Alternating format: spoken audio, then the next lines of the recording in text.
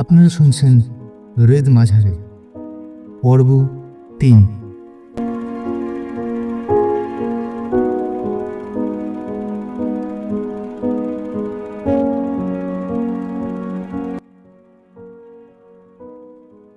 রণদীপ ওর অবাক হয়ে যাওয়া মুখের দিকে তাকিয়ে থাকে। ইয়েস মাই ডিয়ার, মিস্টার রায় তোকে বিয়ে করতে চায়। এখনো কিছুই ঠিক হয়নি, কিন্তু আমরা কিছু সিদ্ধান্ত নেয়ার আগে উনি তোর সাথে একবার কথা বলতে চায়। দীপিকা, মা এইবার একবার এখানে আয়। আয়, বস আমার পাশে, আয় তো, নে চেয়ারে বস। মারে, তুই ওনার সাথে আগে একবার কথা বল, তারপর না হয় তুই কি ভাবছিস সেটা আমাদের জানাস। আমরা না হয় ততক্ষণ লিভিং রুমে তোর জন্য অপেক্ষা করছি। ওর মা বাবা ওকে ওখানে বসিয়ে রেখে বেরিয়ে গেল এবং দরজাটা বন্ধ করে দিল। দীপিকা বোবার মতো রণদীপের দিকে তাকিয়ে ভাবতে লাগলো, আচ্ছা, রণদীপ ঠিক আর কি কি করতে পারে? তাহলে কি ওর সাথে কথা বলার সাহস করার জন্য এটা আমার শাস্তি? দীপিকা, আচ্ছা, আপনি ঠিক কি করতে চাইছেন বলুন তো? মানে আমি তো ভাবলাম আপনি বোধহয় আমাদের সাহায্য করবেন। ও হো দীপিকা, তোমার মতো একজন স্মার্ট মেয়ের পক্ষে এটা তো এতক্ষণে বুঝে যাওয়া উচিত ছিল। দেখুন, আপনি ঠিক কি বলতে চাইছেন সে ব্যাপারে কিন্তু আমার কোনো ধারণা নেই। তুমি কি বুঝতে পারছো না? নিশি আমাকে বিয়ে করতে পারবে না, আর এতে নিশিকেও আমাকে বিয়ে করতে হবে না। বাহ, আর তাই আপনার মাথায় এই চিন্তাটা চলে এলো? দীপিকা হঠাৎ করে উঠে দাঁড়িয়ে পড়ল। দেখুন, আমি আপনার কাছে গিয়েছিলাম একটু সাহায্যের জন্য, আর সেখানে আপনি কি আমাকে ফাঁদে ফেলে দিলেন? দেখুন, আমি এখনো এখানে ভাবছি যে আজ পর্যন্ত নাকি আমি যত ছেলে দেখেছি তার মধ্যে আপনি মোস্ট ইন্টেলিজেন্ট। ও দীপিকা, থ্যাঙ্কস এই কমপ্লিমেন্টের জন্য। কিন্তু কিন্তু তুমি একটু শান্ত হয়ে বসবে, তাহলে আমি পুরো ব্যাপারটা তোমাকে ভালোভাবে বোঝাতে পারবো। আচ্ছা, এখানে আর কি বোঝানোর আছে বলুন তো? আপনি তো আমাকে ফাঁদেই ফেলে দিলেন। বাবা তো এবার আপনার সাথে আমার বিয়ে দিয়ে দেবে। আমি কিন্তু আপনাকে বলছি, আমি এই ব্যাপারটাতে একটুও খুশি নই। আমি কোথায় ভেবেছিলাম যে আপনি খুবই স্মার্ট। হ্যাঁ, মানে এখন আমি কি করব বলুন তো? আমি ভেবেছিলাম আপনি বোধহয় আমাদের সাহায্য করবেন। ও মাই গড, এই 18 বছর বয়সে বিয়ে! ওহ, আমার জীবনটাই তো শেষ হয়ে যাবে। দীপিকা কোনো কিছু না ভেবেই এই সমস্ত কথা বলতে লাগলো। কিছুক্ষণের জন্য রণদীপের মনে হলো যে দীপিকা শকড হয়ে গেছে, তাই রণদীপ ওর হাত দুটো ধরল। দীপিকা দীপিকা দীপিকা স্টপ দীপিকা, তুমি একটু বেশি ভেবে নিয়েছ। এখানে বসো তো, বসো বলছি। শোনো, আমি যেটা বলছিলাম সেটা তুমি মন দিয়ে শোনো, ওকে? দীপিকা অবাক হয়ে ওর দিকে তাকিয়ে শুধুমাত্র নিজের ঘাড়টা নাড়ল। দেখো দীপিকা, নিশি আর রণবীর একটা সম্পর্কে আছে, আর সেটা কিন্তু খুবই গুরুত্বপূর্ণ বিষয়। কিন্তু তার থেকে অনেক বেশি ব্যাপার আছে। বেশি ব্যাপার হচ্ছে আমাদের এই বিয়ের প্রস্তাবটাই, যেটার কোনো রকম ধারণা তোমার নেই। রণদীপ অনেক রকম ভাবে ওকে বোঝানোর চেষ্টা করতে লাগলো। তোমার বাবার কোম্পানি সেন টেক্সটাইল আর আমার কোম্পানি আর গ্রুপ জয়েন্টে একটা বড় প্রজেক্টের কাজ হাতে নিয়েছে। এই প্রজেক্টটাই আমাদের দুজনেরই প্রচুর ক্ষতি করেছে, আর এখন দুটো কোম্পানি একে অপরের সাহায্য ছাড়া টিকে থাকতে সমস্যা হবে। আমাদের মধ্যে কেউ যাতে বিশ্বাসঘাতকতা না করে, তার জন্যই এই বিয়ের প্রস্তাব। তুমি তো জানো দীপিকা, কিভাবে আমাদের দুটো পরিবার মিডিয়ার নজরে আছে। এখন পরিস্থিতি এরকম যে সবাই জানার জন্য উদ্গ্রীব হয়ে আছে যে কবে কিভাবে দিল্লির দুটো বড় বিজনেস ফ্যামিলি এক হতে চলেছে। এখন আমি যদি এই বিয়ের প্রস্তাব থেকে সরে যাই, তাহলে আমাদের দুটো পরিবারকেই নানা রকম সমস্যার সম্মুখীন হতে হবে।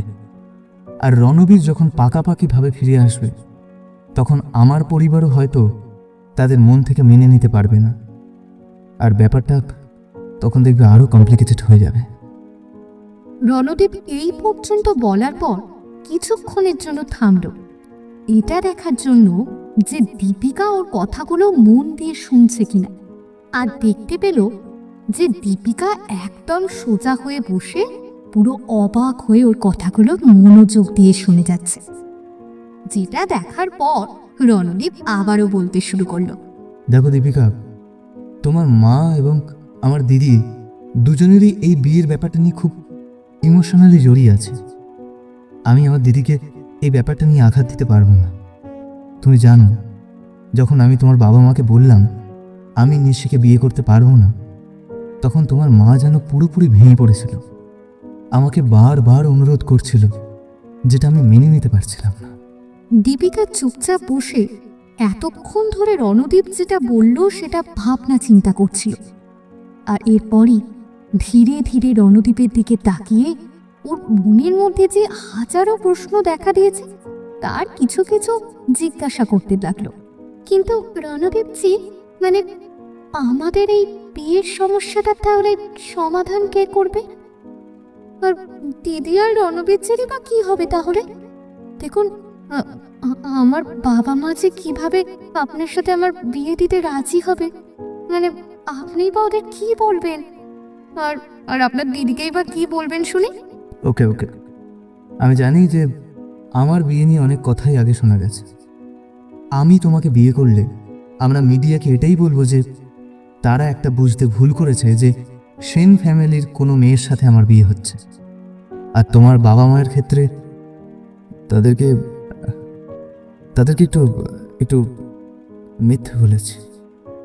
ও নো, ওদের আবার কি বলেছেন আপনি? মানে দেখুন, আপনি যখন বললেন যে আমাদের এর আগেও বেশ কয়েকবার দেখা হয়েছে, আমি কিন্তু তখনও বেশ ভয় পেয়েছিলাম। হ্যাঁ, কিন্তু এ নিয়ে তোমাকে চিন্তা করতে হবে না। সব দোষটাই আমি নিজের উপর নিয়েছি, আর কেউ তোমার উপর কোনো রকম সন্দেহ করতে পারবে না। আমি ওদের বলেছি যে আমি তোমাদের কলেজে বেশ কয়েকবার সেমিনার করেছি, আর তখনই কয়েকবার আমাদের দেখা হয়েছিল। আমার তখন তোমাকে ভালো লেগে গিয়েছিল, আর আজ যখন তোমাকে দেখলাম তখনই আমি ঠিক করেছি যে তুমি আমার পাশাপাশি থাকলে আমি নিশাকে বিয়ে করে কখনোই খুশি হতে পারবো না। Really? Wow, that's so romantic. Deepika রণদীপের দিকে উৎসাহিতভাবে তাকায়। কিছুক্ষণের জন্য রণদীপ নিজেই বুঝতে পারছে না যে সে দীপিকার কথায় হাসবে কিনা। আসলে দীপিকা খুবই ইনোসেন্ট এবং ছোটও বটে। এই মুহূর্তে ও ঠিক এইসব প্রাপ্য নয়। ও এত কিছু ভাবতে ভাবতে খানিকটা ইতস্তত বোধ করলো। দীপিকা, দীপিকা, এটা শুধুই একটা গল্প যেটা আমি ওদের বলেছি। আমি ওদের বলেছি যে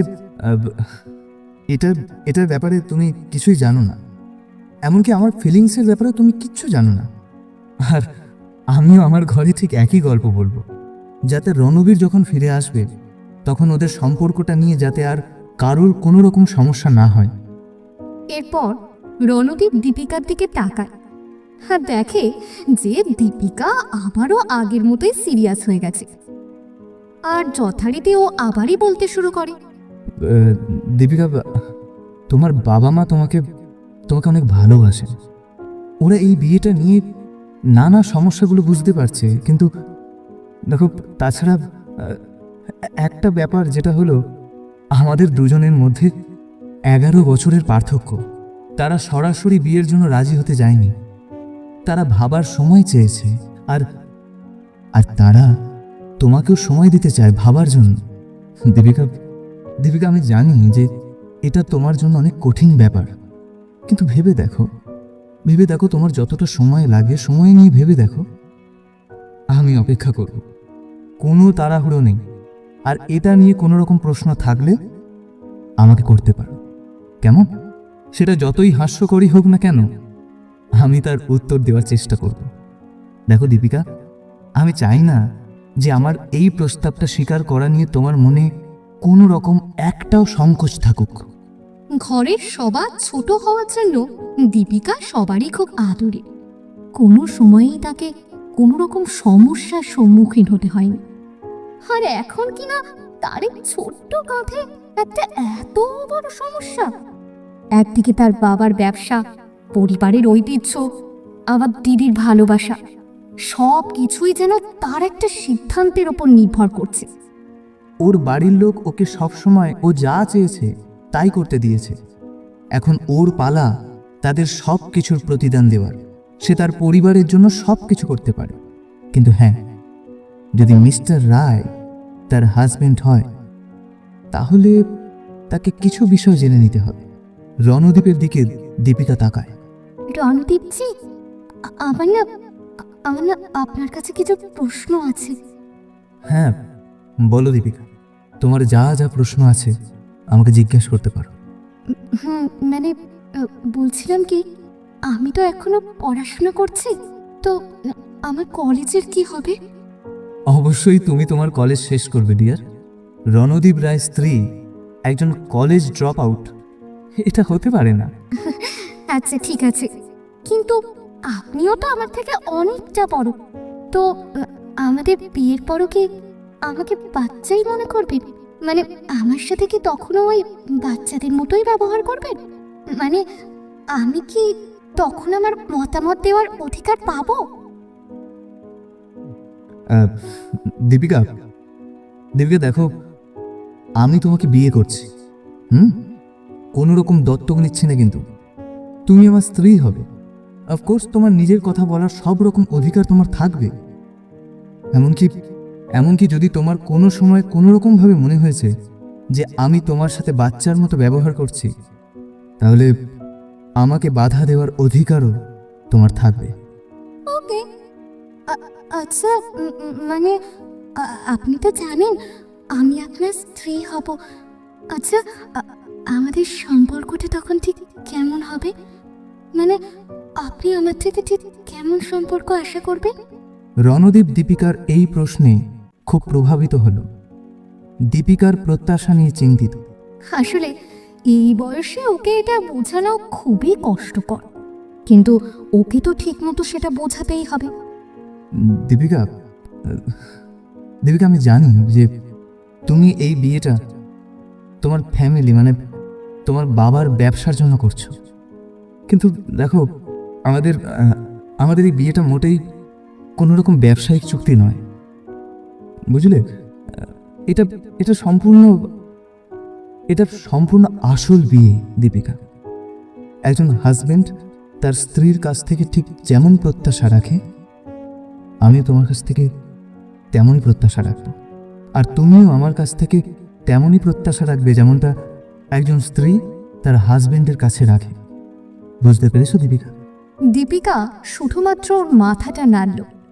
আসলে রণদীপ বুঝতেই পারছে না যে দীপিকা ব্যাপারটা ঠিক কতটা বুঝতে পারল, কিন্তু এই মুহূর্তে এর থেকে বেশি গভীরে ও যেতে চাইছে না।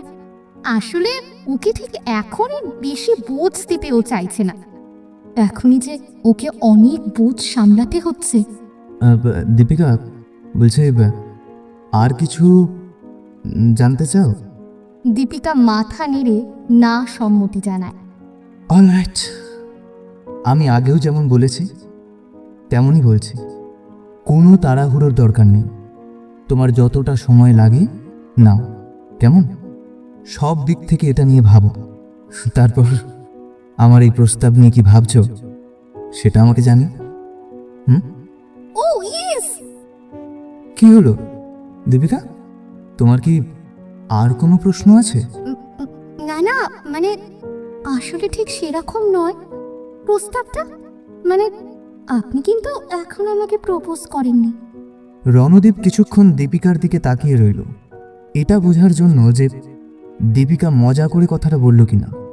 কিন্তু লক্ষ্য করলো যে দীপিকা ওর দিকে বেশ অনেকটাই আশা নিয়ে তাকিয়ে রয়েছে। দীপিকা, দীপিকা তুমি সিরিয়াস? মানে মানে আমি বলতে চাইছি যে তুমি সত্যি চাও যে আমি আমি এটা করি? Yes, of course. তুমি জানো আমি এখনো পর্যন্ত তোমার এই প্রস্তাবটার ব্যাপারেই শুধু শুনেছি। তোমাকে কিন্তু এটা অফিশিয়ালি করতে হবে। অলরাইট। দীপিকা নিজের চেয়ারে সোজা হয়ে বসল। আর তারপর রণদীপও দীপিকার সামনে গিয়ে দাঁড়ালো। আর তারপরই হাঁটু মুড়ে বসে ওর ডান হাতটা সামনে বাড়ালো। দীপিকাও হেসে ওর ছোট্ট হাতটা ওর হাতের উপরে রাখলো। মিস দীপিকা সেন, আমি রণদীপ রায়। আমার হৃদয়ের গভীর থেকে অনুরোধ করছি, আমার বাকি জীবনটা তোমার সাথে কাটানোর সুযোগ দেবে। Will you marry me? Yes, I will. Deepika, আমার মনে হয় তোমার ভাবার জন্য কিছু সময়ের দরকার ছিল। ওহো মিস্টার রায়, আমি কিন্তু আমার সমস্ত প্রশ্নের উত্তর পেয়ে গেছি। দেখো, এই মুহূর্তে হয়তো আমি আমার পরিবারের জন্য এই বিয়েটা করছি, কিন্তু জানো তো, আমি আমার মনের মধ্যে কোথাও একটা ফিল করতে পারছি যে মানে তোমাকে বিয়ে করাটা আমার জন্য ভালোই হবে। আর দেখো, যখন দিদি আর রণবীরের বিয়েটা হয়েই যাবে, তখন আমিও সবসময়ের জন্য দিদিকে সামনে দেখতে পাবো। আর তাছাড়া আপনি কিন্তু একদম আমার স্বপ্নে দেখা প্রিন্সের মতো। একটু মানে ওই বয়সটা বেশি, অসুবিধা নেই। ঠিক আছে ঠিক আছে, তাহলে আর শুধু শুধু ভেবে সময় নষ্ট করার কিচ্ছু নেই। আমি আপনাকে বিয়ে করব। রণদীপ এখনো হাঁটু মুড়ে ওর ছোট্ট হাতটা ধরে অবাক হয়ে বসে ওর দিকে তাকিয়ে আছে। হঠাৎই দীপিকার থেকে তার সুন্দর ইনোসেন্স জীবনটাই এত কিছু একসাথে নিয়ে আসার জন্য নিজের মনে অসহায় বোধ করতে লাগল। রণদীপ তার নিজের মনে ঠিক করল, সে হয়তো দীপিকার স্বপ্নের প্রিন্স নাও হতে পারে, তাও নিজের সর্বস্ব দিয়ে চেষ্টা করবে দীপিকার মনের মতো হতে।